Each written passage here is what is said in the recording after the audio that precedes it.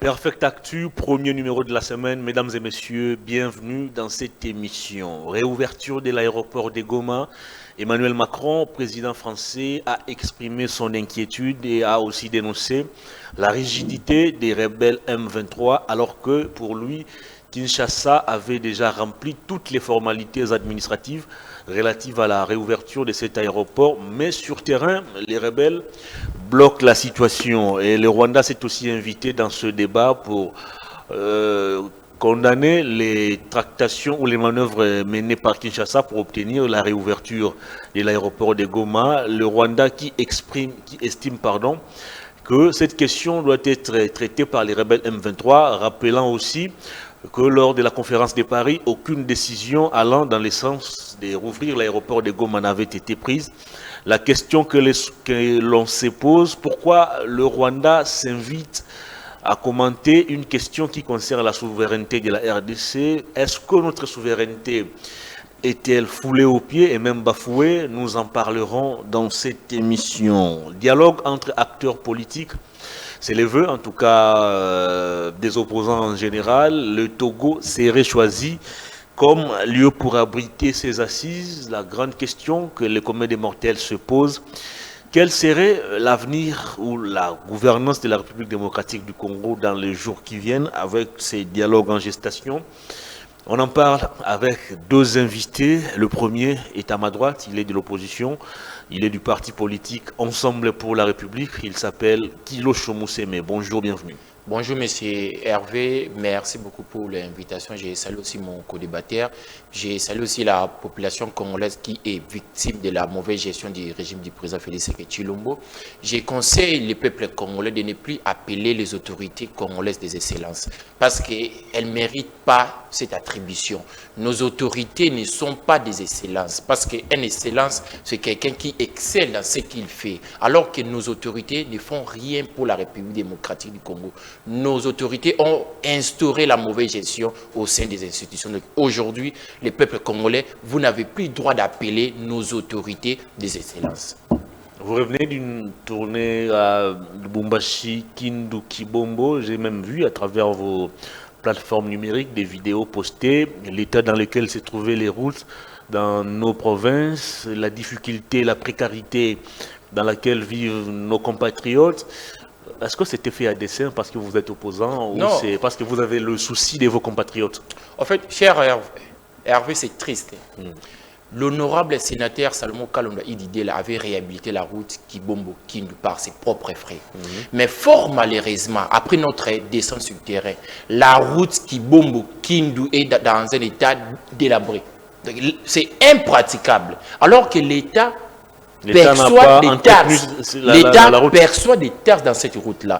On ne comprend pas comment l'État n'arrive pas à entretenir une route qui a été réhabilitée par un citoyen congolais. C'est déplorable. La population d'Imaniema déplore cette incompétence de l'État. Et je voulais aussi informer qu'aujourd'hui, dans la province d'Imaniema, la population a un seul leader de référence au nom de l'honorable sénateur Salomon Kalonda Ididela. Merci beaucoup. Vous considérez que sous ses pouvoirs, rien ne marche. Pourtant, GED, journaliste en danger, vient de nous brandir un rapport. Je vais quand même le lire pour vous. On parle des 172 incarcérations des journalistes sous Kabila de 2001 à 2018 contre 59 sous Félix Tshisekedi entre 2019 et 2025.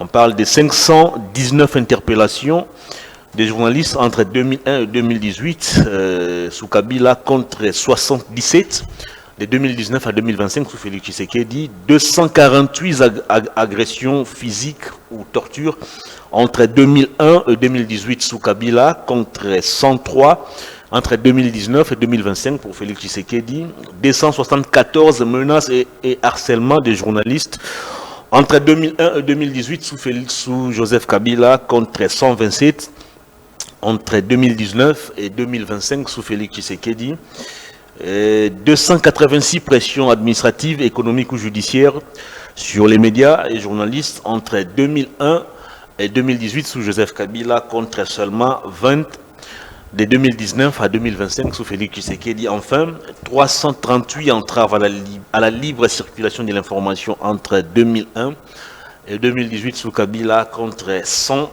entre 2019 et 2025. Il y a quand même une nette amélioration en ce qui concerne la liberté de la presse. Cher Pourquoi vous ne Hervé, saluez pas je cela? vais vous donner des exemples. L'exemple du journaliste Stani Boujakera et l'exemple du journaliste Steve Webi. Pourquoi aujourd'hui ils sont à l'extérieur du pays? C'est à cause de l'acharnement du régime Tshisekedi. Aujourd'hui, nous vivons un régime de dictateur. La République démocratique du Congo est prise en otage par les caciques de l'Union sacrée. On ne peut pas parler.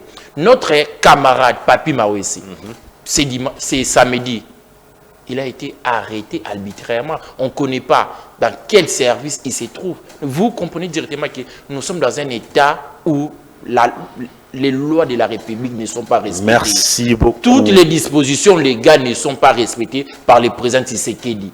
Partant des droits de l'homme, partant de ses attributions, les régimes Tshisekedi ne respectent rien à part leurs avantages financiers. Merci beaucoup, mesdames et messieurs. Le deuxième invité est de l'Union sacrée. Il est du parti politique AFDC, du deuxième vice-président du Sénat, le professeur Modeste Bahati Lukwebo. Éric Tshiswaka, bonjour, bienvenue. Bonjour Monsieur Hervé, merci pour l'invitation. Bonjour à mon co-débatteur, à la population congolaise qui nous suit de partout, mais également à l'autorité de notre formation politique, le professeur Modeste Bahati Lukwebo, et également au garant des bons fonctionnements de l'institution qui est le président Félix-Antoine Tshisekedi Tshilombo. Comment allez-vous? Très bien, nous sommes en forme. Vous luttez, ou de temps en temps on entend la classe politique marteler sur la réduction du train de vie des institutions, mais en même temps vous continuez de multiplier les structures budgétivores.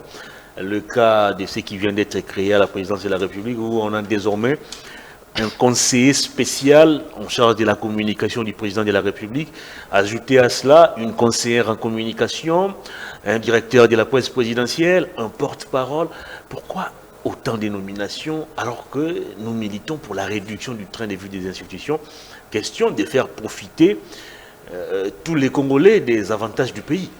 La réduction des trains de vie des institutions ne signifie pas que on ne peut pas nommer des gens pour travailler, même au sein du gouvernement, où on ne peut pas réformer. Là où il y a déjà des infos, il faut encore nommer. Ben évidemment, si le président de la République, si le chef de l'État constate qu'il y a une urgence qui nécessite des hommes intelligents qui peuvent servir la République, je pense que cela ne peut pas poser un problème.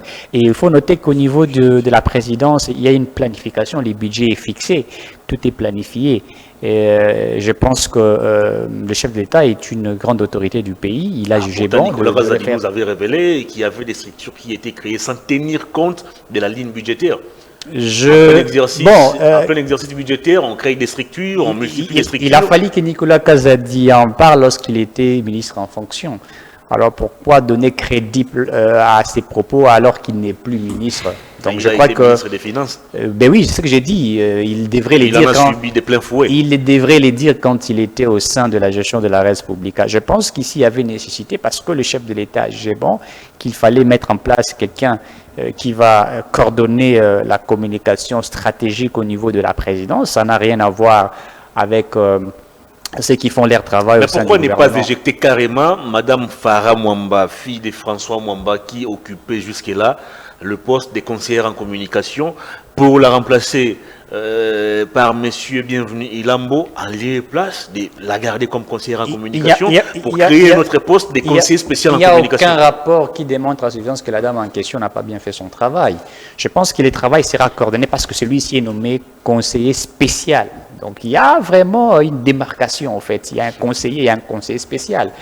C'est comme au sein mais écoutez, même au sein du gouvernement, vous avez le vice-premier ministre, vous avez le ministre d'État, vous avez le vice-ministre. Donc ça ne peut pas poser un problème. Vous pouvez avoir un vice-ministre de la communication, vous pouvez avoir un ministre d'État, ministre de la communication. Ils vont coordonner. Je crois que les job description va définir le rôle de chacun d'eux. Il n'y aura pas chevauchement je ne pense pas. Le conseiller spécial en communication. Je ne pense pas. La conseillère en communication, je ne sais pas si son statut va changer. Je ne pense pas. Le porte-parole du président. Je ne pense pas parce que. Le porte-parole du gouvernement. Je ne pense pas parce qu'il y aura un job description. Un job description qui définit les attributions des uns des autres pour ne pas tomber dans les attributions de X, Y personnes. Donc tout est défini. Je crois que tout est coordonné. Et les chefs de l'État a jugé qu'il y ait un conseil spécial en matière de communication. Moi, je trouve qu'il n'y a pas un problème. Les budgets sont là. Quelle est la nécessité d'en avoir? Il sait la nécessité parce que celui-ci est au niveau de la présidence. Il connaît la nécessité. Il n'est pas membre du gouvernement, le conseil spécial en matière de la communication. C'est au niveau du cabinet du président de la République. La nécessité, le chef de l'État a trouvé qu'il y avait la nécessité, donc c'est le choix du président de la République. Il aura droit à 5 assistants, à un chargé d'émission, il ne faudrait pas suivre tout ce qui s'est dit sur les réseaux sociaux. Je ne parle pas de ce qui s'est dit sur les réseaux sociaux, je parle de ce qui est relayé par des médias sérieux. J'ai dit, il ne faudrait pas donner crédit à ce qui s'est dit au niveau du réseau social. Je pas pense que les réseaux sociaux. Oui, mais parce que j'ai vu un document sérieux. Non, mais moi je n'ai pas donné crédit parce que je n'ai pas assez d'informations qui certifient que ce conseil spécial aura 5 membres, 7, je ne sais pas moi quoi. Donc je ne donne pas crédit à cela. Moi, je sais qu'il est nommé. C'est maintenant à lui de pouvoir mettre en place des personnes qui vont travailler avec lui dans l'objectif de donner un coup de pouce à la communication au niveau de la présidence de la République. Eric Tshiwaka, vous gardez la parole pour ce premier thème de l'émission. Réouverture de l'aéroport de Goma, vous avez suivi les inquiétudes, mais aussi les dénonciations d'Emmanuel Macron lors du sommet des G20 tenu en Afrique du Sud. Emmanuel Macron qui dit l'aéroport de Goma devrait déjà être réouvert, mais il constate, malheureusement, avec regret et amertume, la rigidité des rebelles M23 qui bloque la situation sur terrain, alors que Kinshasa a déjà rempli les formalités administratives, et en même temps, le Rwanda s'invite dans ce débat. Est-ce que notre souveraineté est actuellement mise en jeu pour que d'autres pays puissent en parler avec autant de légèreté possible? Vous savez, la réouverture de l'aéroport de Goma est une chose très capitale que nous sommes en train de chercher, mais d'abord, avant la réouverture, il faudrait que nous soyons rassurés que le AFC et le bar M23 puissent quitter les territoires congolais, c'est-à-dire que les hostilités puissent cesser. Donc c'est ça en fait, parce que on ne peut pas réouvrir l'aéroport. La réouverture a pour mission d'acheminer les aides humanitaires. Mais c'est ce que j'ai dit, on ne peut pas, ça n'engage que moi, c'est ma réflexion, on ne peut pas,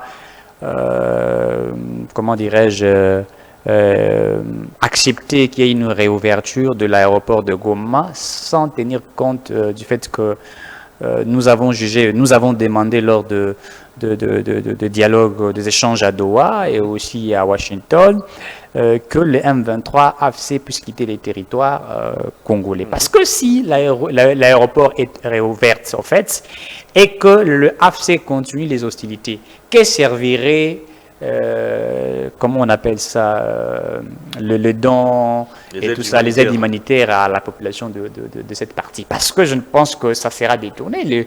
L'AFC va en profiter, il peut prendre, il peut utiliser. Non, il y a toujours des couloirs humanitaires qui sont créés. Mais oui, mais je pense que ça ne serait, à mon humble avis, je crois qu'il faudrait d'abord obtenir la paix dans cette partie-là, dans cette zone-là. Parce que lorsqu'on parle de la réouverture, si on fait les aides humanitaires, la population de Goma, Bukavu ont la facilité d'avoir ces aides humanitaires, ils vont encore juger bon qu'on puisse, comment dirais-je, que les banques puissent être opérationnelles, parce qu'il faut noter qu'il n'y a pas simplement le problème comment dirais-je, de manque à manger, à boire, etc. dans cette partie de l'Est de la République, mais il y a aussi les non-fonctionnements des banques au niveau de cette zone-là. Je crois qu'il faudrait y aller avec beaucoup plus de stratégie, mais je vais un peu réfléchir sur le discours d'Emmanuel Macron. Emmanuel Macron sait bien que dans cette partie de l'Est de la République, c'est le Rwanda, il faudrait le dire, c'est le Rwanda qui est en train de créer des hostilités dans cette partie-là. Et donc, il était important que la France puisse non simplement condamner, mais qu'il y ait des sanctions, parce qu'il est informé. Quand il dit qu'il faudrait qu'il y ait la réouverture de l'aéroport de Goma et qu'il n'est pas d'accord du fait que les M23, le Rwanda, s'opposent à cette réouverture. Donc, il fallait que la France condamne et aussi la France puisse avoir des sanctions exemplaires contre le Rwanda. Mais il ne prend pas ces sanctions, mais il condamne, il reste dans la condamnation. Ça, c'est les gestes qu'on attend des membres de la face. Pardon? C'était ça votre souhait? Non, notre souhait, ce n'est pas Vous avez simplement... longtemps indexé le Rwanda, plutôt la France comme principal soutien du Rwanda. Maintenant que Macron a pratiquement changé sa posture vis-à-vis du Rwanda, Il n'a pas vous changé. estimez que c'est toujours peu? Il n'a pas changé. Condamner, on ne veut pas simplement qu'on puisse condamner. On veut des sanctions. Parce que les sanctions feraient en sorte qu'on puisse neutraliser la politique économique du Rwanda. Le président avait décidé de sursoir les sanctions ou de sursoir à cette démarche qui consistait à obtenir des sanctions contre le Rwanda. Non, le président de la République, Bruxelles, le chef de l'État Félix Tshisekedi, un grand diplomate, voulait simplement rappeler à Paul Kagame qu'on peut traiter nos conflits de notre manière, si et seulement si vous comprenez que la République démocratique est un État souverain et que cet État a besoin d'un développement. Au lieu que nous puissions aller des sanctions en sanctions contre votre pays, ça va affixer votre économie parce que le Rwandais, il faut dire que le Rwandais, ce sont nos frères africains. Nous n'avons pas un problème avec la population rwandaise parce que ce sont des Africains, mais nous avons un problème avec le système politique de M. Paul Kagame. Le président a jugé bon de rappeler à M. Kagame, écoutez, on peut traiter ça autrement. Il faut simplement demander à vos hommes de quitter les territoires congolais et comme ça, nous allons récupérer les parties qui sont occupées par vos militaires. Mais M. Paul Kagame n'en veut pas. Il veut toujours continuer dans ses opérations, l'exploitation illégale de nos minéraux. Donc, ce qui nous pousse, nous, à demander à la France de ne pas simplement condamner le Rwanda, mais d'imposer des sanctions qui feraient en sorte que, comment dirais-je, qu'on puisse asphyxier l'économie rwandaise. Et nous serons bénéficiaires de ces sanctions-là, dans le sens de mettre hors d'état de nuire ces mouvements rebelles. Et donc, moi, je crois que la condamnation, ce n'est pas... c'est bien de le dire, mais il faudrait aller au-delà. Lui, Emmanuel Macron, sait qu'on ne peut pas...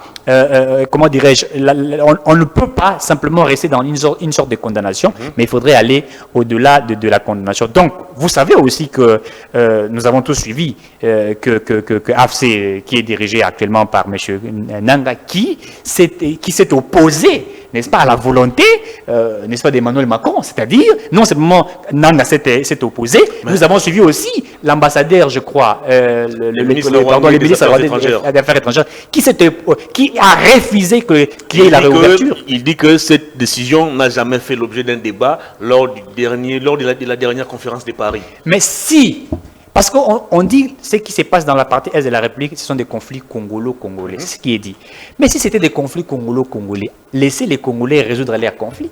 Comment un Rwandais, un ministre des Affaires étrangères rwandais, peut-il tenir un discours en disant, écoutez, et ça n'a jamais fait l'objet d'un débat au niveau des... Donc, c'est-à-dire que ce conflit n'est pas un conflit congolo-congolais. Mais comment on laisse faire tout ça? Ce n'est pas... Il faudrait comprendre qu'il y a un jeu... Comment on autorise que des décisions relatives à un domaine de souveraineté de la RDC puissent être débattues par d'autres pays? Et pendant ce temps, Kinshasa observe un silence total. Non, il s'agit... Ce qu'il faudrait noter est que la situation dont notre pays est en train de subir, les hostilités dans la partie est de la République, influence sur d'autres pays, notamment des pays voisins qui entourent la République démocratique du Congo.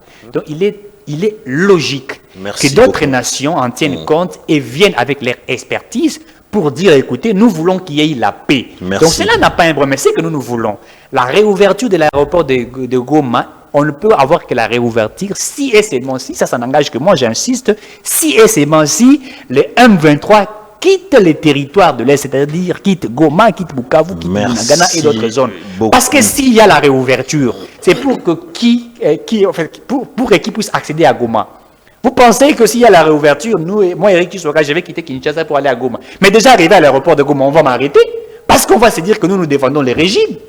Voyez-vous, donc la réouverture ne peut que se faire si et seulement si le M23 AFC Nanga quitter les territoires du Congo et laisse les hostilités et que la paix soit récupérée dans cette partie Est. Et bien là maintenant, on peut parler de la réouverture et les activités vont reprendre convenablement. Merci beaucoup. Kilosho Mousseme, d'après le président français Emmanuel Macron, le gouvernement congolais a déjà rempli toutes les formalités administratives pour obtenir la réouverture de l'aéroport de Goma, mais sur terrain, ce sont les rebelles qui constituent un blocage avec l'appui bien évidemment du Rwanda.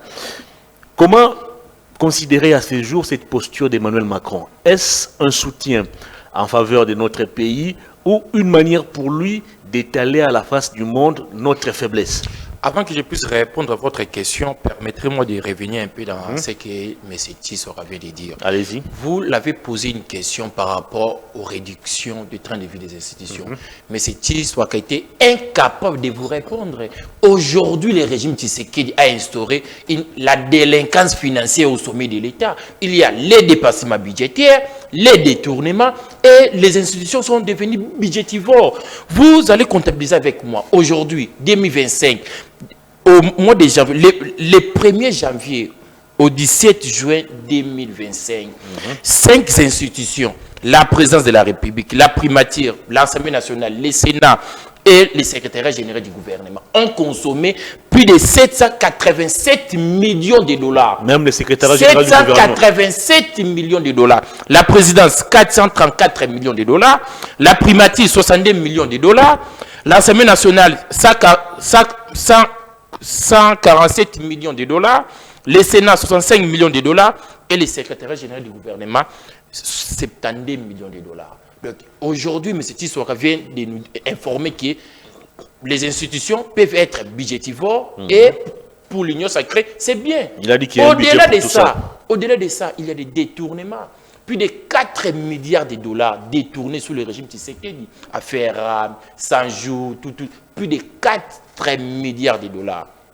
Donc aujourd'hui, le régime Tshisekedi a instauré la délinquance financière basée sur les dépassements budgétaires, les institutions budgétivores et les détournements. Par rapport à votre question, nous devons être sérieux. Monsieur Tshisekedi, la souveraineté de l'État ne dépend pas de la France ni des États-Unis. Moins encore du Rwanda. Le peuple congolais a confié la destinée de notre nation à un citoyen, au nom du président Félix Tshisekedi.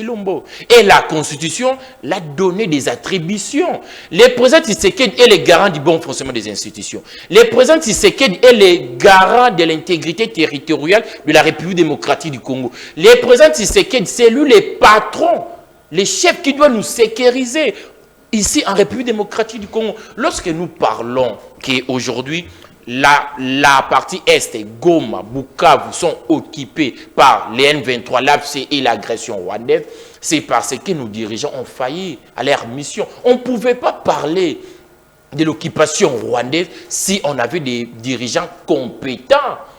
Nous parlons de l'occupation rwandaise, nous parlons de l'occupation de Goma, Bukavu et autres territoires de la République démocratique du Congo parce que nos dirigeants sont des incompétents. Ils n'ont pas pu bien faire leur travail.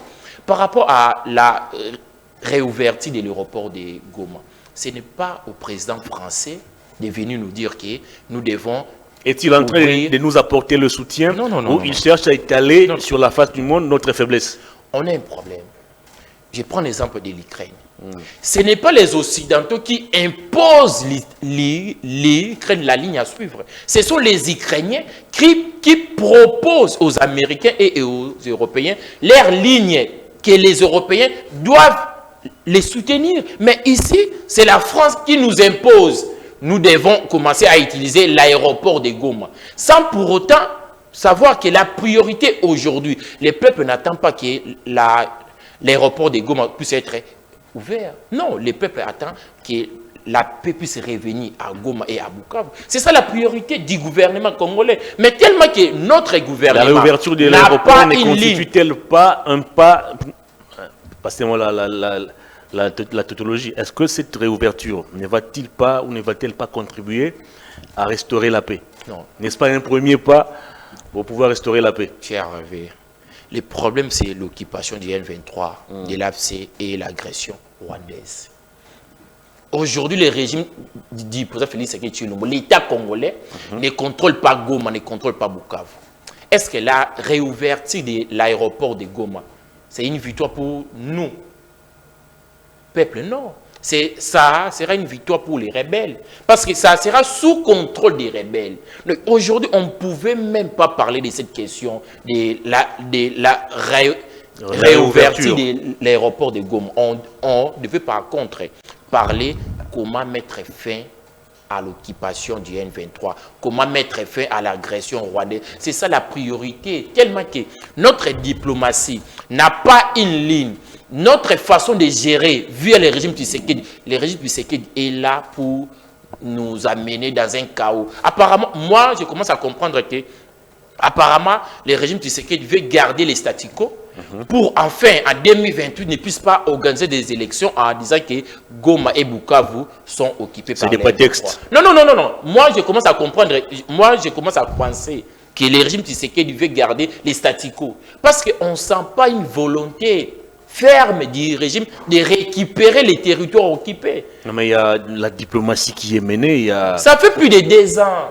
Ça fait plus de 2 ans que cette histoire de AFC M23 existe. Plus de 2 ans. Nous devons donner combien de temps au président Tshisekedi pour que la paix puisse revenir à l'Est? Combien de temps? 10 ans? 20 ans? Non. Le président Tshisekedi a échoué. Aujourd'hui, tout le monde sait que ce que le président Tshisekedi fait, c'est des tâtonnements. Il ne sait même pas lui-même comment mettre fin à cette histoire du M23 et de l'AFC. Aujourd'hui, la priorité, ce n'est pas la réouverture de l'aéroport de Goma. La priorité, c'est la paix puisse revenir à Goma, à Bukavu et dans d'autres territoires. Il y a des populations en souffrance, des populations qui ont besoin de l'aide humanitaire. Comment jugez-vous l'opportunité de ne pas ouvrir l'aéroport de Goma alors qu'il y a des populations en souffrance? Cher Hervé, la réouverture de l'aéroport de Goma, ça veut dire que l'AFC et M23 vont commencer à contrôler l'aéroport de Goma. Ce n'est pas Kinshasa. Parce que Goma est cherche à rouvrir l'aéroport pour créer un couloir humanitaire et assister la population en souffrance. Ça sera sous contrôle des M23 et l'AFC et de l'agresseur, le Rwanda. Alors on fait quoi? Aujourd'hui, la priorité, c'est de chercher des solutions. Comment récupérer Goma et Bukavu? Alors, les compatriotes en souffrance, qu'est-ce qu'on fait concrètement pour les assister? Mais partout les peuples congolais souffrent. Même ici à Kinshasa, nous souffrons. Partout les Congolais souffrent. Aujourd'hui, nous devons être sérieux. La priorité, c'est la récupération. La paix puisse revenir à Goma et à Bukavu. Ce n'est pas la réouverture de l'aéroport de Goma que la paix va revenir à Goma et à Bukavu. La réouverture de l'aéroport de Goma n'est pas une priorité. La priorité aujourd'hui est que nous puissions réfléchir comment nous allons récupérer Goma, Bukavu et d'autres territoires occupés par les ennemis de la République démocratique du Congo. Parce qu'aujourd'hui, on a des types d'ennemis de la République.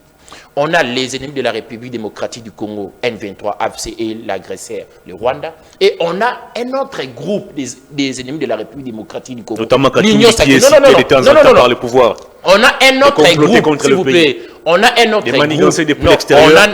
groupe des ennemis de la République démocratique du Congo. On a un autre groupe des ennemis de la République démocratique du Congo au nom de l'Union sacrée, qui ont instauré la délinquance financière et administrative au sommet de l'État. Merci beaucoup. L'Union sacrée aujourd'hui est considérée comme l'ennemi de la République démocratique du Congo. L'ennemi du développement de la République démocratique du Congo. Considéré comme ennemi par qui? Par le peuple. Quel peuple? Le peuple congolais. Vous avez sondé ces peuples? Lorsque le peuple n'a pas d'eau, le peuple n'a pas d'électricité, le peuple n'a pas de route, vous pensez vraiment que ces peuples-là peuvent soutenir un tel régime? Aujourd'hui, le régime Tshisekedi est l'ennemi du développement de la République démocratique du Congo. Éric Tshisekedi, l'élément qui est mis en exergue dans cette volonté d'Emmanuel Macron de voir l'aéroport de Goma reprendre ses services, c'est d'abord l'assistance ou l'aide humanitaire. Comment vous interprétez à ce jour le blocage ou la rigidité des rebelles face à cette situation?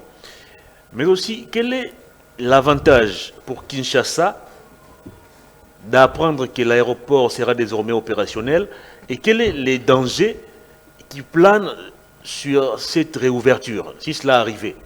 D'abord, mon cher frère qui parle ici a dit qu'il a parlé de détournement à l'Assemblée nationale. Je ne sais pas s'il a trouvé ces chiffres à la ronde. Il parle du dépassement budgétaire et tout ça. Et voilà. Mais moi, ce que je sais qu'un dépassement budgétaire n'a jamais été un détournement. Non. Si cela est justifié. C'est une faute de gestion. Ça n'a jamais été une faute de gestion. J'ai parlé de dépassement budgétaire Voilà. et détournement. Voilà, moi je parle de dépassement budgétaire, je ne parle même pas de détournement, parce qu'un dépassement budgétaire n'a jamais été un détournement. Non, c'est là, non. et- Je n'ai pas dit Non. que les dépassements budgétaires, Je n'ai pas dit que c'est tu un es détournement. Mais c'est ce Je n'ai que pas j'ai dit dit. ça. Je n'ai pas dit que tu as dit ça, mais moi je dis qu'un dépassement budgétaire n'a jamais été un détournement. Si c'est là, Mais encore une faute. si c'est là, Non, et- c'est une faute de ce gestion. n'est pas une faute de gestion. Non, c'est une faute Il y a- de gestion. Ce n'est pas une faute de gestion. Il y a des urgences qui peuvent vous faire en sorte qu'il y ait un dépassement budgétaire qui peut être justifié, clarifié. Nous avons eu urgence. C'est pourquoi il y avait la nécessité. Je vous donne un cas précis. Le gouvernement a déjà C'est pratiquement chaque année qu'on assiste à des dépassements budgétaires je vous donne, à travers nous avons- différentes institutions. non, mais non, ce n'est pas ça. Les chiffres qu'il a donnés n'est pas ça. Et je vais simplement prendre au niveau de l'Assemblée nationale. Il parle de dépassement budgétaire au niveau de l'Assemblée nationale. Et il a dit tout, et les régimes. Mais au sein des assemblées, là, au niveau du Sénat, ils ont un sénateur qui est là. Je ne l'ai jamais vu parler, dire qu'écoutez, ici, il y a des dépassements budgétaires. Je parle de Salomon Escadé, qui est sénateur. Je ne l'ai jamais suivi. Au niveau de l'Assemblée nationale, ils ont une dame là. Avant, c'était Dominique Mounongo qui était là. Elle n'a jamais parlé d'un dépassement budgétaire parce qu'elle faisait partie À du bureau. l'Assemblée, ils ont Je n'ai jamais vu. une vingtaine de députés. Je n'ai jamais vu, ils parlent du régime Tshisekedi alors qu'ils ont des sénateurs, ils ont des députés nationaux, ils ont des gens qui siègent, qui ont des moyens au niveau. Donc ça n'a jamais été le cas. On parle des détournements, oui, il est vrai qu'il y a des détournements, il y a des gens qui sont arrêtés sur les détournements. Ce qui est bien, on dénonce les détournements. C'est vrai qu'il y a un problème des sanctions, parce que moi je l'ai toujours dit, ça pose un problème au niveau des sanctions. Mais au moins sous le régime Tshisekedi, on sait qu'il y a les détournements, et il y a des gens qui sont arrêtés. Mais nous voulons qu'il y ait des sanctions sévères qui peuvent l'argent n'est faire, jamais restitué. voilà, et ça c'est aussi un problème. Mais nous voulons qu'il y ait des sanctions, et ça c'est ce que nous sommes en train de demander. Très bien. Et mon frère qui est ici, il dit, ben écoutez, la souveraineté de l'État, comment dirais-je, la souveraineté de l'État ne doit pas être décidée. Qui vous a dit que la France est en train de décider sur notre souveraineté? Personne ne décide sur notre souveraineté. Personne ne peut décider. Parce que la souveraineté de notre pays est bien définie. Nous avons une constitution. La France n'est pas venue dire, ben, écoutez, dans votre constitution, mettez à côté, à partir d'aujourd'hui, moi je juge, qui veut vous fâcher ceci, qui vous fâche cela. Non. Lorsque l'Ukraine a des problèmes avec la Russie, l'Union européenne prend d'autres initiatives à la place de l'Ukraine pour protéger l'Ukraine. Mais ça n'ôte pas la souveraineté de l'Ukraine, parce que l'Ukraine est agressée, entre guillemets, et qu'il y a certains pays qui viennent en aide de l'Ukraine pour que l'Ukraine puisse, n'est-ce pas, comment dirais-je, être sauvée dans la situation des crises qu'elle vit comme nation. C'est pareillement avec la République démocratique du Congo. Nous sommes dans une situation de crise. Une situation qui affecte d'autres pays voisins, où certains pays voisins décident de venir de nous porter de l'aide. C'est-à-dire ils viennent avec des initiatives, ils viennent avec des propositions. Non, mais moi je ne parle pas que de la France. La France a donné son point de vue parce qu'il y a des rapports, notamment la résolution 2773 des Nations Unies, qui a certifié, qui a clarifié que le Rwanda nous agresse. Que Kagame fait partie de ceux qui mettent des moyens pour que le Rwandais nous agresse. Si Emmanuel Macron, compte tenu de la résolution 2773 et d'autres résolutions, d'autres rapports qui ont été présentés, il s'est dit, écoutez, je pense bien qu'il faudrait qu'il y ait la réouverture de l'aéroport de Goma parce que cela fait partie de la souveraineté d'un État. La RDCP, comment dirais-je, décidé sur son aéroport, etc. Et que la M23 doit cesser des hostilités. Mais si la résolution des Nations Unies n'a pas eu effet sur les rebelles, en quoi la simple parole de Macron va effrayer ces rebelles? Écoutez, on ne peut pas dire que la résolution des Nations Unies n'a pas... Mais ça a été foulé au pied. Non, attendez, mais parce que si ça a été foulé au pied, je pense que les AFC-M23 devraient continuer les hostilités. Ils devraient continuer. Ils devraient progresser, pas plus tard ils ont encore... Non, mais ce n'est pas... Pris le contrôle de notre village. Non, ça, ce sont des informations qui sont relayées par des détracteurs. Mais finalement, parce que nous vous donnons la vraie information. Vous vous informez. Nous vous donnons... Moi, je vous donne la vraie information. Parce que lorsque la République... Non, attendez. Je suis un chercheur, je suis un acteur politique. Et je suis membre de l'Union Sacrée, je fais partie de l'Union Sacrée. L'Union Sacrée, vous créez Je vous dis que lorsque les FRDC attaquent, récupèrent certains territoires, villages, mais les FRDC ont communiqué le week-end pour dire que les rebelles continuent de progresser. Attendez. Laissez-moi avancer avec mes mes analyses. Ce n'est pas un mensonge. Lorsque l'armée congolaise attaque, récupère certains territoires et tout ça, il y a peu de journalistes qui viennent sur ces Nous plateaux. en parlons. Non, il y a peu qui viennent pour dire, écoutez, les FARDC ont récupéré tel village, ont récupéré... Mais lorsqu'il s'agit des informations qui ne sont pas correctes, et c'est là le relais pour dire, écoutez, les M23 a récupéré quelques territoires. Moi, je vous donne l'information que les FARDC sont en train de faire un travail de titan. Certains territoires sont récupérés. Nous sommes simplement dans un rapport de force, et c'est tout à fait logique, normal dans ces Quel rapports de territoire, par force. exemple, a été récupéré? Pardon? Quel territoire, par exemple, a été récupéré? Non, mais il y a des territoires qui ont été récupérés. Il y a plusieurs territoire, territoires. par Il y a exemple? plusieurs. Si- Il y a plusieurs territoires. Citez-en deux seulement. Non, mais ce n'est pas à moi de venir vous donner tous comment les ça? territoires qui sont récupérés. Mais comment vous avez les Posez la informations sur les question. territoires récupérés, mais vous ne savez pas les citer vous-même? Je vous donne en globalité, je vous dis qu'il y a des territoires qui Mais sont citez-en deux seulement. récupérés. Non, mais ce n'est pas à moi de citer. Il y a un ministre qui est... Mais il y a un ministre porte-parole du gouvernement qui est là. Il y a le ministre de l'Intérieur qui est là. Il y a le ministre, comment dirais-je, des Affaires, c'est quoi là? Ils sont là. C'est à eux de pouvoir vous dire. Moi, je vous donne l'information, faisant partie des unions bien. sacrées, je vous donne les informations qu'il y a des territoires qui sont récupérés. Très bien, revenez Parce sur que, vos questions. attendez, parce que ici, nous devons être très logiques. Il faut être très correct. Vous avez suivi il y a quelques semaines ici, M. Nanga était en train de pleurnicher en disant que les FARDC les ont attaqués toute la nuit. Ils sont en train de subir des conséquences. Il y a Bombardement. bombardement des... Mais c'est ça, leur position. il en avait parlé. Ça veut dire que les FARDC ne croisent pas les bras. Nous sommes dans un rapport de force. Et ce rapport de force est tout à fait logique que les M23, ils peuvent avancer de 10 mètres, de 20 mètres, ils peuvent Très bien. reculer de 50 mètres. Ce sont des rapports de force qui sont faits, n'est-ce pas, sur cette partie est de la République. Donc, ici, c'est pour dire quoi? Que la France il n'est pas en train de s'ingérer dans les affaires de la RDC, mais la France a simplement donné une position, simplement pour dire qu'il faut qu'il y ait la réouverture. Mais cette réouverture doit avoir, il faut qu'il y ait, comment dirais-je, des principes qui doivent être établis. Moi, je l'ai dit ici, je me répète, avant qu'il y ait la réouverture, parce qu'il y aura de la réouverture, mais ça va permettre, ça je l'ai dit, à certains de continuer à descendre sur les territoires à Goma, continuer à faire évacuer les minerais de la RDC en Europe, etc. Et c'est ce que nous ne voulons pas. Nous voulons qu'il y ait la réouverture sans que, comment dirais-je, que ces actes criminels ne s'effacent. Nous voulons que la réouverture s'efface, que le M23 quitte les territoires congolais, que l'AFC quitte les territoires congolais, que cette partie qu'on puisse trouver la paix. Et c'est ça, ça va nous permettre de pouvoir fonctionner. Sans cela, ça ne sera rien. Je pense que ça sera les dédos de la force. Et aussi, Revenez sur ma le question. M23, Nanga, ne peut pas s'imposer sur la réouverture de l'aéroport de Goma. Parce que la partie est de la République ne peut pas être gérée, n'est pas gérée, allais-je dire, par un groupe criminel, un groupe de rebelles. Le Goma est toujours, est toujours en République démocratique du Congo. Bukavu est toujours en République démocratique du Congo. Et donc, moi, je crois que si Nanga tient des discours pour dire, écoutez, il faudrait des préalables, ça n'a jamais été discuté à Doha, ça n'a jamais été discuté, etc. Non. Nanga est un homme qui est frustré, et je crois que les institutions de la République qui travaillent font un effort pour que cette partie soit récupérée. Et donc, il faudrait ici que nous puissions appuyer les FARDC, appuyer le gouvernement qui est en train de faire un travail. J'ai suivi mon ami ici qui dit non, nous sommes dans un régime des incompétents, etc. C'est pas parce que nous sommes occupés par les M23, par AFC, que nous sommes un régime incompétent. Si nous étions un régime incompétent, je pense que les M23 Nanga pouvaient déjà récupérer l'Ituri. Pourquoi ils n'arrivent pas à récupérer l'Ituri? Ils pouvaient déjà arriver au Katanga chez Moïse Katumbi. Ils pouvaient déjà arriver peut-être à Kinshasa ici. C'est parce que le gouvernement congolais est tellement compétent et responsable, je dis bien tellement compétent et responsable, que le gouvernement congolais est en train de faire en sorte que cette partie soit récupérée.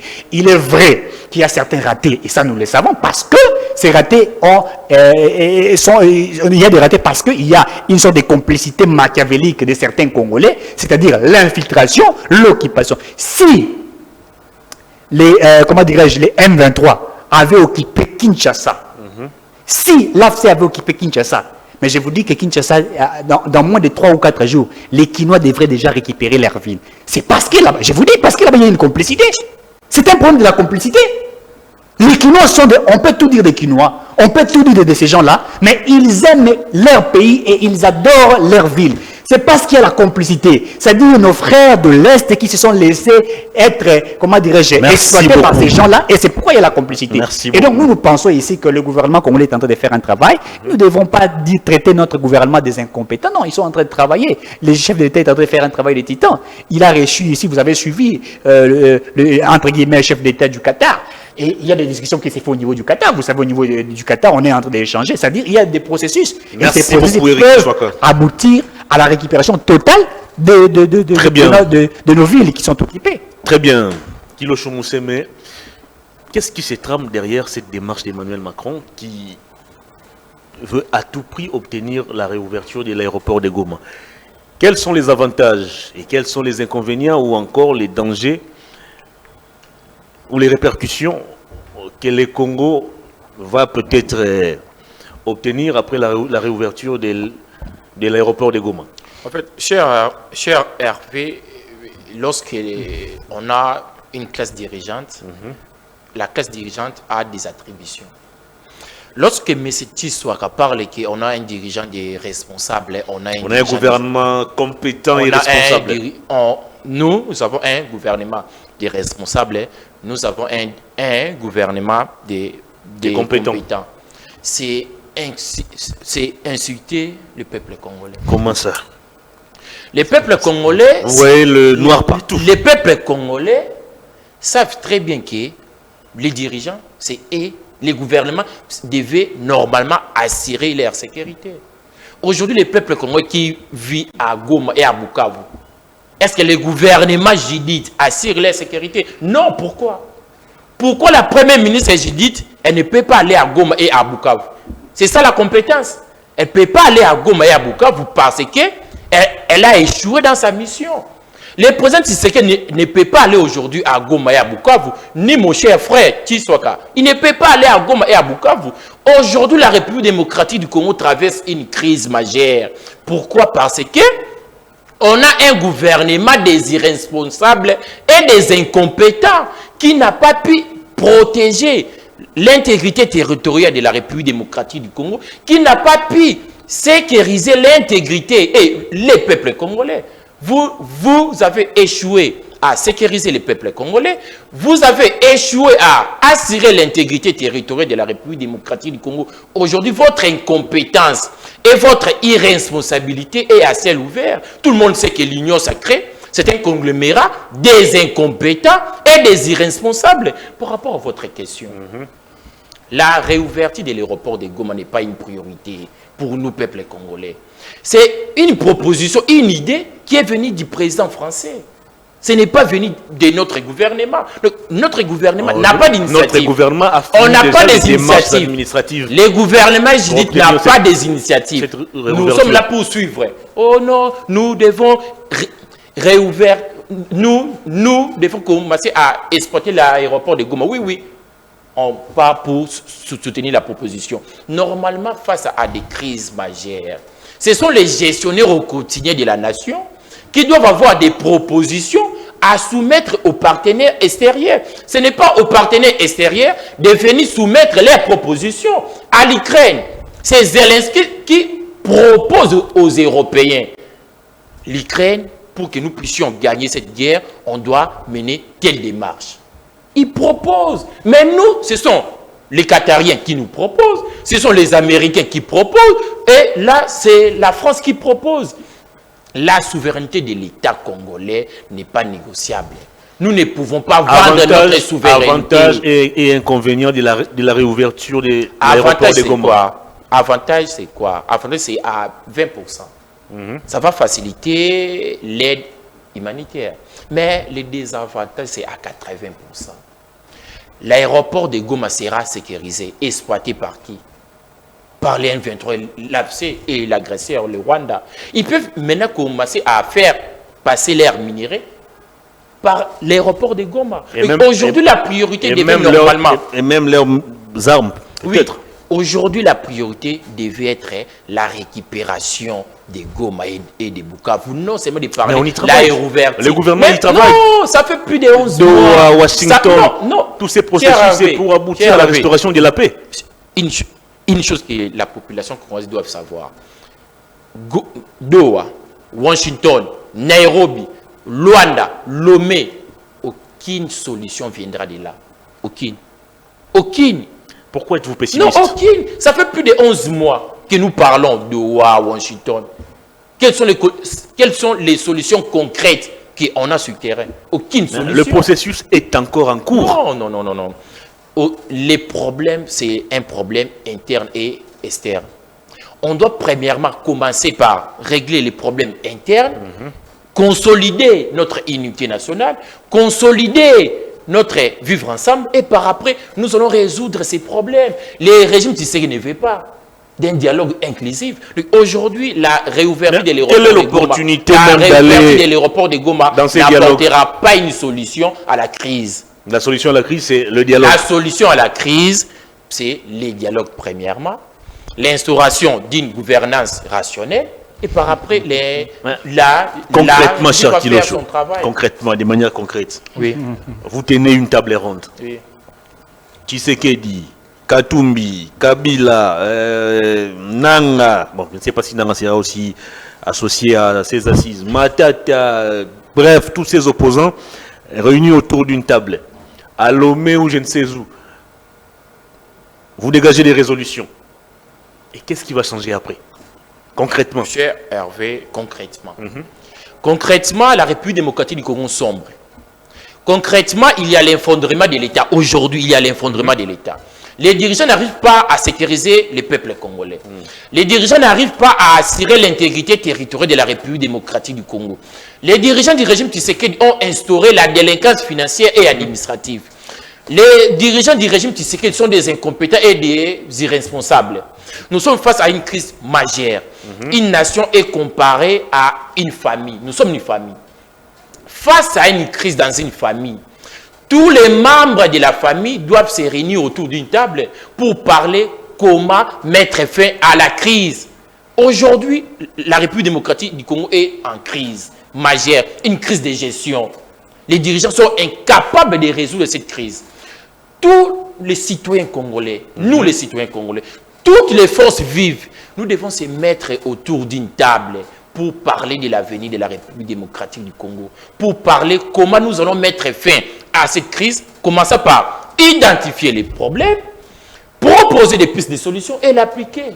C'est clair. Même l'histoire de la République démocratique du Congo, qui va appliquer ces résolutions? Nous, nous les peuples congolais. Est-ce le prochain gouvernement peut-être l'Union nationale? Les peuples congolais, on a eu plusieurs crises en République démocratique. Les Congolais, on a eu plusieurs crises en République démocratique du Congo. On a eu confié son destin aux mains de certains animateurs. À chaque fois que la République démocratique du Congo elle est en crise, la solution passe uniquement par des dialogues inclusifs et constructifs. C'est ça. Pour que nous puissions organiser les élections en 2018, il y a eu un dialogue de Saint-Sylvestre. Pour que nous puissions avoir la constitution qu'on a aujourd'hui, il y a eu un dialogue en Afrique du Sud. Aujourd'hui, face à cette crise, nous devons aller dans un dialogue inclusif et constructif. C'est ça la solution. Je reformule ma question. Il y a crise. Pour vous, la solution idoine, c'est le dialogue. Admettons que la classe politique se retrouve autour d'une table. Vous discutez, vous échangez, vous levez des options. Qui vont appliquer ces options? Est-ce le même Félix Tshisekedi et sa bande, ou vous avez une autre alternative? Cher Hervé, Félix Tshisekedi... Parce que d'après vous, le problème c'est Félix Tshisekedi. Non. L'incompétence c'est lui. Non, pas d'après nous. C'est que nous voyons.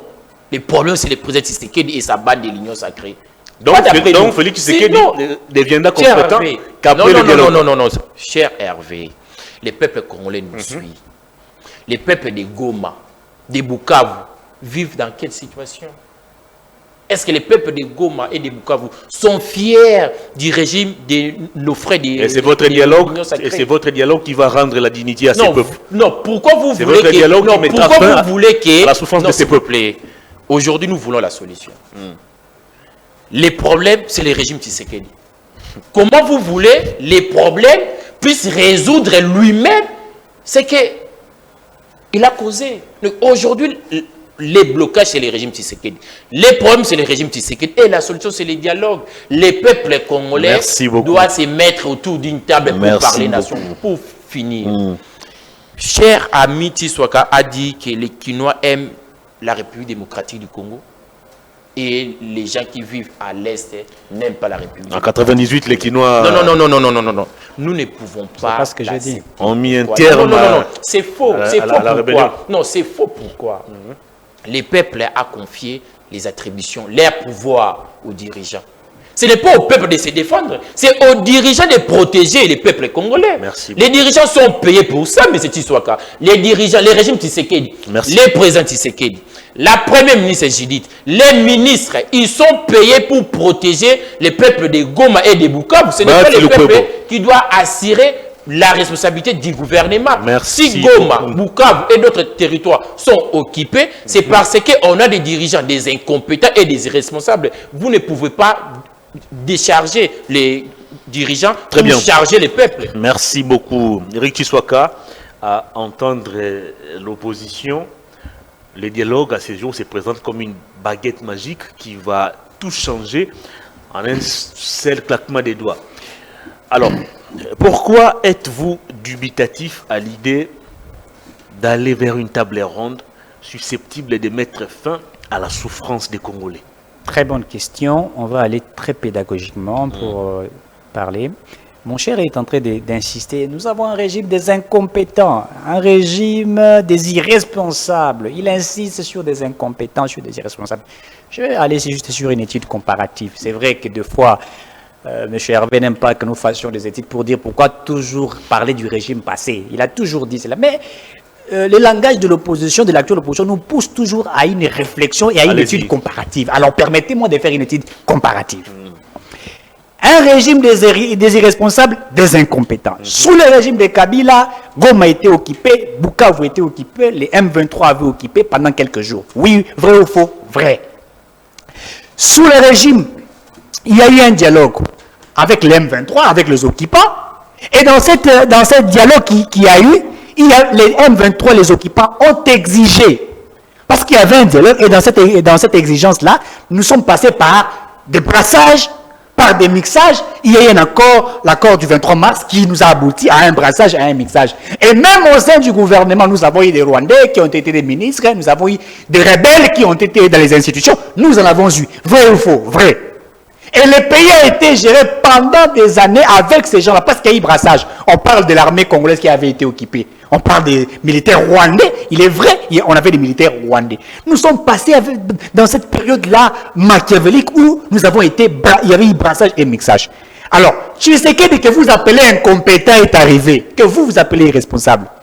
Il a trouvé déjà cette situation qui a persisté. Parce qu'on mettait à Kabila la pression, on voulait être au sein du gouvernement, on traitait Kabila de celui qui ne dirigeait pas bien les pays, on l'exigeait par les brassages, par les mixages. Le Kagame dirigeait les pays, l'Ouganda, le Burundi et les autres exploitaient les minéraux du Congolais qui partaient. Et Tshisekedi arrive. Cet irresponsable-là que vous appelez là Tshisekedi, il arrive, les M23 impose le dialogue. Afsenang impose le dialogue. Il dit oui, je suis d'accord avec le dialogue, je ne refuse pas. Mais un dialogue où il n'y aura ni brassage, ni mixage, je ne voudrais pas. Malheureusement, vous n'avez pas réussi cela. Nous avons réussi. Qui vous a dit? Lisez l'accord cadre des Doha. Ça dit quoi? Déjà les bases sur le brassage et le mixage. Mais attendez. On parle des arrangements sécuritaires. On parle des arrangements sécuritaires. Mais attendez, mais nous n'avons pas. Non, mais attendez, ce sont des propositions qui ont été mises sur la table. Pourquoi? Parce que vous allez vous rappeler que lorsque le M23 est allé à Doha et à AFC, ils ont exigé que la partie est de la République soit occupée pendant pratiquement, moins que je me trompe, entre 7 ans et 8 ans, il faut dire cet accord-là, par l'AFC M23, c'est-à-dire une gouvernance du M23 AFC dans cette partie de l'Est, pendant 8 ans, pratiquement. Nous avons dit non. Vous qui dites que non, écoutez, voilà, il faut que nous puissions parler, dialoguer, mais vous demandez que cette partie-là soit dirigée par les criminels pendant un certain temps. Nous avons dit non. Et même ce qui s'est fait actuellement, il nous amène dans un rapport, dans les échanges, dans un brassage et mixage. Mais nous ne sommes pas d'accord. C'est pourquoi ce dialogue-là de Doha, ce processus des échanges et tout ça, continue à traîner. Parce que nous ne sommes pas d'accord avec les résolutions qui sont prises, nous ne sommes pas d'accord avec les propositions du M23 AFC Nanga. Pourquoi allons-nous accepter un brassage, un mixage avec ces criminels-là? On n'est pas d'accord avec ce qui s'est fait, là. Et c'est pourquoi nous ne sommes pas d'accord. Et il faut dire aussi une chose. Non simplement ça. À Washington, lorsque nous sommes partis à Washington, Kagame nous a amenés dans une logique pour dire, écoutez, nous ne sommes là que pour traquer les FDLR. Alors, pour que nous puissions quitter, il faut demander à la partie congolaise de demander aux FDLR de quitter. Et parce que nous nous retrouvons sur le territoire congolais. Ça, c'était Kagame. Nous nous retrouvons sur le territoire congolais parce que nous sommes en train de poursuivre les FDLR. Et à Doha, le M23, lorsqu'on leur pose la question, ils disent, non, écoutez, il y a la mauvaise gouvernance de Tshisekedi, et tout ça, il n'est pas d'accord avec les Swahili, et tout ça, les Baswahili, il est en train de traquer les Banyamulenge. Ils nous ont amenés dans cette logique-là pour dire, non, écoutez, c'est un conflit congolo-congolais. Ce sont des stratégies machiavéliques qui sont... On va terminer l'émission.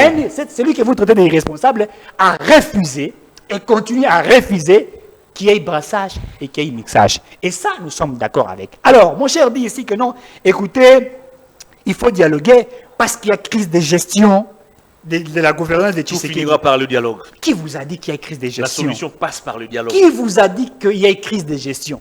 Il n'y a pas de crise de gestion, il n'y a pas de crise des institutions. Parce que quand vous parlez de crise de gestion, c'est des crises des institutions. Toutes les institutions fonctionnent. Il est vrai qu'il y a des détournements. Oui, nous ne refusons pas qu'il y ait des détournements. Est-ce que ceux qui détournent ne sont-ils pas interpellés? Est-ce que l'inspection générale des finances ne fait pas son travail? Est-ce que l'IGF, cette institution, ne fait-elle pas son travail? On dénonce. Et donc, on ne peut pas dire qu'il y a crise de gestion. Parce que sous Kabila, il y a eu aussi des détournements. Il y a eu de la mauvaise gestion. Nous avons combattu Kabila et nous sommes allés aux élections. Si vous voulez combattre le président Tshisekedi, mais attendez les élections. Parce que les élections auront lieu, je crois, en 2028, à moins que je me trompe.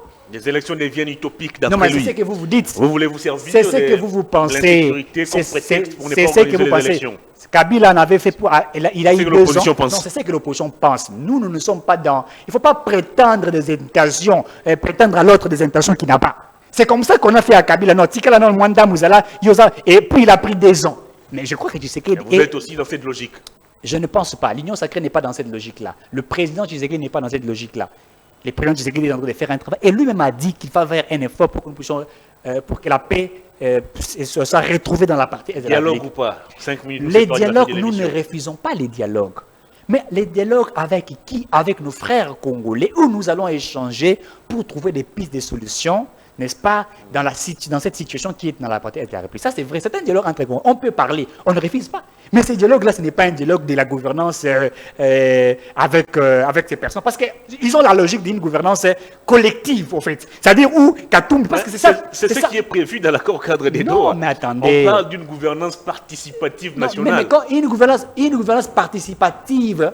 Pour quel but? On revient encore dans les mixages, les brassages et c'est ça que je vous dis, pour quel but? C'est pourquoi je vous ai dit, nous sommes d'accord avec le dialogue. Un dialogue où Moïse Fayoul viendrait dire, bon écoutez, voilà le plan de sortie de la crise. Pour moi, il faudrait faire chasser les Rwandais, voilà les stratégies. Il présente ses stratégies. Merci le président Tshisekedi est ouvert, il va voir ça. Et au Katum peut venir proposer. Mais nos frères ici, ce qu'ils veulent, la population doit nous suivre, c'est que, donc, Ezali, quand il faut tous se retrouver autour d'une table, chacun doit être celui-ci ministre des Affaires étrangères. Partage du gâteau, comme d'habitude. Comme d'habitude, c'est ce que nous ne voulons pas. Merci. Parce qu'il n'y a pas une crise de gestion, il n'y a pas une crise des institutions. Il y a simplement une frustration des acteurs politiques de l'opposition.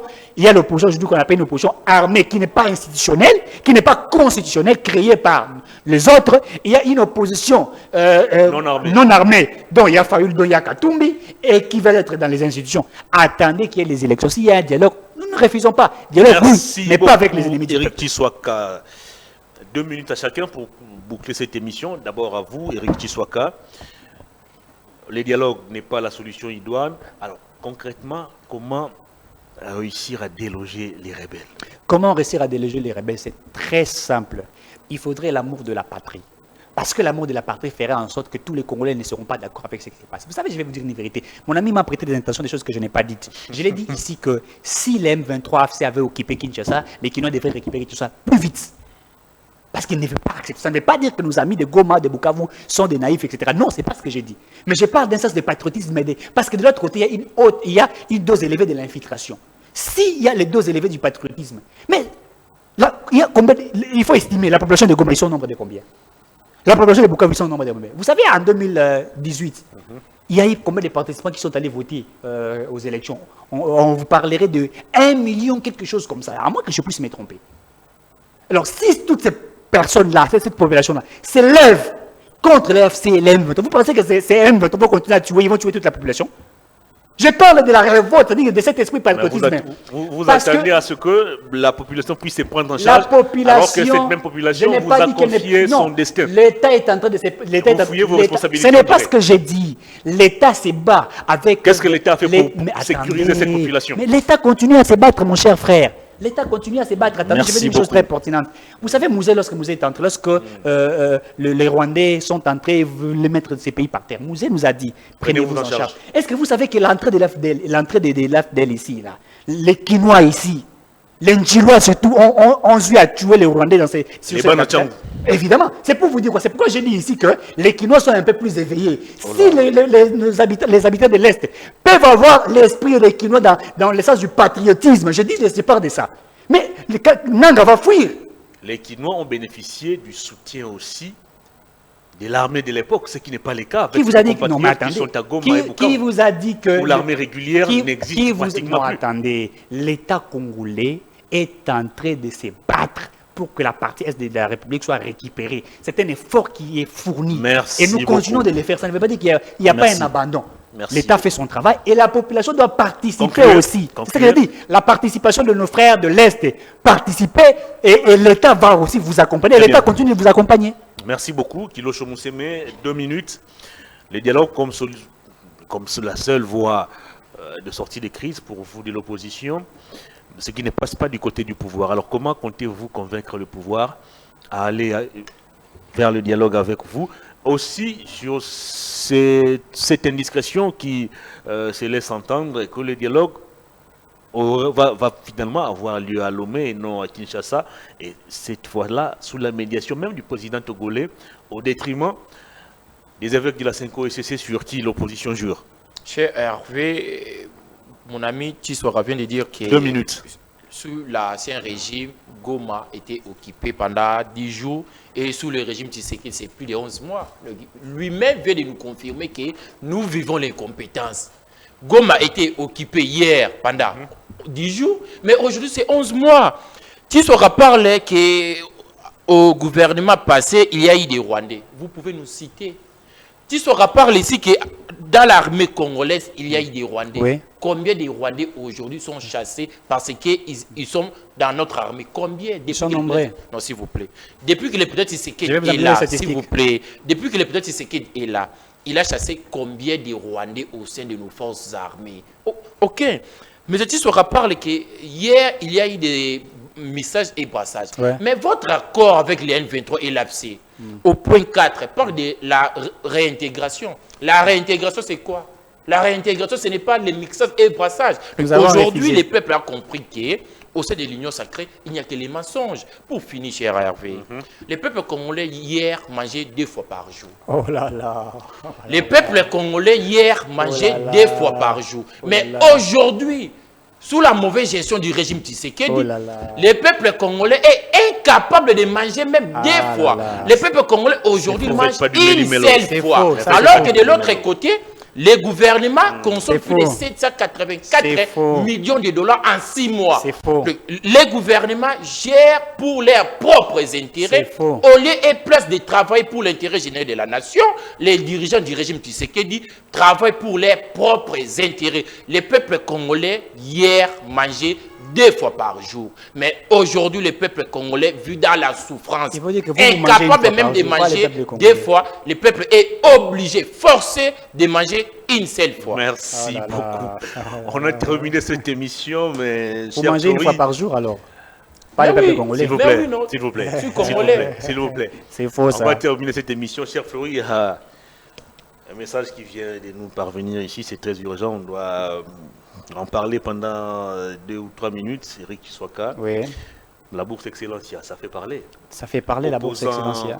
Société civile, pratiquement tout le monde salue cette initiative de la première dame. Oui, la première dame a initié Excellencia avec sa... Voilà des Là où on initiatives. donnait des tomates, la première Là où on dame donnait des a tomates. décidé Et d'investir quand dans les cerveaux des nous jeunes. faisons une étude comparative, et nos frères vont parler. Oh non, vous voulez comparer l'ancienne première dame et Non, l'actuelle. Je ne suis mais- pas en train de comparer. Attendez, vous s'il te lancez plaît. pas dans- Je ne me lance pas dans ça. Je cette vous dis, comparaison. voilà le régime des compétents. Parce que là, madame, la première dame fait partie des régimes Tshisekedi, de l'Union sacrée. Lorsqu'elle a initié une telle initiative, mon cher La frère, bourse Excellence. la bourse Excellence, qui a été adoptée même au La sein du relève de la gouvernement. jeunesse, l'avenir Mais du pays. attendez, c'est ça, investir sur le capital humain. C'est ça, en fait, le capital humain. Aujourd'hui, nous avons cette chance. Moi, je n'ai pas eu la chance parce que moi, lorsque j'ai fini mes études humanitaires, j'ai distingué, mais je n'avais pas eu la chance de pouvoir avoir une bourse et aller étudier. Aujourd'hui, la première dame Denise Nyakero Tshisekedi, avec cette capacité, avec cette réflexion, elle a mis ça sur la table. Aujourd'hui, nos frères, nos enfants vont étudier ailleurs, à l'étranger, et là où ils partent, c'est pour apprendre et pour venir servir la République démocratique du Congo. Et j'ai vu ici, j'ai vu l'un des opposants qui a tweeté même cette Kikouni, que je cite son nom, il a dit que son petit frère ou son frère, je ne sais Son pas neveu. moi, son neveu a bénéficié de cette bourse et qu'elle va aller étudier ailleurs. Mais c'est ça le régime des incompétents. Voilà, il faut féliciter le régime des incompétents. Parce que j'aurais aussi appris que cette bourse J'ai vu avait même été... Prince Epeng et saluer les... Mais oui, mais c'est ça que j'ai L'initiative de dit, la c'est ça première le dame. régime incompétent. Et d'ailleurs, je vais vous dire une chose, j'aurais appris que cette initiative avait été adoptée au Conseil des ministres et pour que le ouais, c'est maintenant gouvernement... un programme national. C'est maintenant pris en charge par le c'est gouvernement. pris en charge par le gouvernement. Mais attendez, est-ce que ça on ne peut pas applaudir? Voilà le régime des incompétents. Et ça, c'est dans l'actif des régimes des incompétents. Chose qui Merci n'avait pas été beaucoup. faite par les régimes des Kabila, que je vais faire la comparaison, qui n'a que donné. Mon frère vient de dire ici, j'ai mangé une fois, et hier on mangeait deux fois. Oui, c'est parce que la première dame vous donnait à manger, mais elle n'investissait pas sur le capital humain pour vous permettre à être des entrepreneurs, vous permettre à investir votre capital sur la jeunesse, sur ces pays. Et donc moi je crois ici qu'il faudrait apprécier Merci la première dame. beaucoup. En tout cas, la maman a fait un travail de titan, et je crois que ceux qui sont au sein du gouvernement doivent comprendre cela. Il faut qu'il y ait des initiatives qui seront correctes, qui seront adoptées, et que nous allons les pratiquer d'une très bonne manière. Et ça, c'est à féliciter. Je continue à applaudir la première dame. Que les prochaines premières dames puissent copier aussi l'ingéniosité Voilà. de l'actuelle première dame, Denise Nyakero Tshisekedi. Kilo Chomoussem, même la bourse Excellence, ne vous arrange pas. Non, je voulais un peu éclairer. Lorsque Tis avait politisé. Non, non, Non, s'il vous non, plaît, non, s'il non, vous plaît. non. s'il Vous vous voulez plaît. tout politiser, Laissez-le, même la bourse. Laissez-moi argumenter. En tout cas. Je sais très bien que la première dame n'est pas politique. Exactement. Elle n'est pas membre de l'Union sacrée. Elle est la mère de la nation. Comment vous voulez dire que ce que la première dame fait, c'est pour le compte de l'Union sacrée? C'est faux. Maintenant, Non, s'il vous ce plaît, programme est s'il maintenant vous national. plaît, C'est s'il pris en programme charge par national. le gouvernement. plaît, Kilo Chom. s'il vous J'ai parlé d'un Même ça, programme vous saluez national. pas. plaît. Oh là là. C'est que Madame la première dame, Oui. Denise Nyakero fait, ce n'est pas pour les comptes de l'Union C'est sacrée. pour Je les comptes vous de- informe C'est au que ce gouvernement. programme est maintenant national. C'est pris en charge C'est par un le plan, gouvernement. un programme national maintenant. La- Ça vous coûte quoi de les, Non, les la saluer première- cela? C'est ça l'opposition On a congolaise. terminé l'émission. C'est ça Je l'opposition. peux parler. C'est ça l'opposition Non, je peux congolaise. parler. Accepter Non, je simplement. peux parler. Allez-y. Oui, allez-y. La première dame, Denise Nyakero, n'est pas politique. Exactement. De un. Ouais. Ce qu'elle fait, ce n'est pas pour le compte de l'Union sacrée. C'est pour le compte des Congolais en social. général. C'est Oui. pour le compte des Congolais, c'est pour le compte de la nation. Oui. On salue ce qu'elle fait, mais il ne faut plus politiser Oh. les actions de la première dame. fait partie du gouvernement, Non, s'il vous c'est un plaît. programme maintenant. La première dame n'est pas membre de l'Union sacrée, elle n'est pas membre du gouvernement. Elle est de l'Union Nous sacrée. devons la respecter Merci. parce Elle est de qu'elle l'Union n'est pas sacrée. politique. s'il vous Elle est de plaît. l'Union Non, sacrée. non, non, non. Vous le faites- Non, non. Je La l'ai dit. première Non, non, dame merci. n'est pas de On a l'Union terminé Elle est de sacrée. l'Union C'est sacrée. notre maman, elle n'est pas de Merci. l'Union Elle est sacrée. maman nationale, mais de Merci. l'Union Non, non, sacrée. non, non, non. Merci. Vous ne Elle pouvez pas est- non, dissocier elle est la notre- femme du non, président. elle est On a notre terminé maman, l'émission. De l'Union peut-être sacrée. congolaise, Très bien. mais Ouais. elle n'est pas membre de l'Union Elle est de sacrée. l'Union sacrée. Merci beaucoup. S'il vous C'est Elle est fini. de l'Union sacrée. Mais Vous, c'est On a notre fini. elle est notre maman. On Oui, a fini, je mais vous elle- retire la mais elle parole. n'est pas membre de l'Union Elle est de sacrée. l'Union Je vous sacrée. retire la parole. Je Elle est vous de retire aussi la parole. Faut pas refuser. Cette émission est terminée. Grand merci à vous, mesdames et messieurs, de l'avoir suivi. Merci à toute l'équipe technique. Grand merci à Florie. Florie, merci, merci. Merci d'être là. Toujours ponctuel, toujours à l'heure. Pas comme c'est c'est fatigué de luisant qui est assis. Grand merci à vous, mesdames et messieurs. On se retrouve. Désormais, vous allez suivre cette émission tous les jours, lundi, mardi, mercredi, jeudi, vendredi, 9h30. Et la rediffusion à 20h30, sans oublier la diffusion sur YouTube, Peter Tiani RDC. Donc, on va s'y retrouver demain mardi, 9h30, avec d'autres invités. mais avec toujours le même plaisir, la même motivation et la même énergie. Bonne suite des programmes sur nos antennes. Au revoir.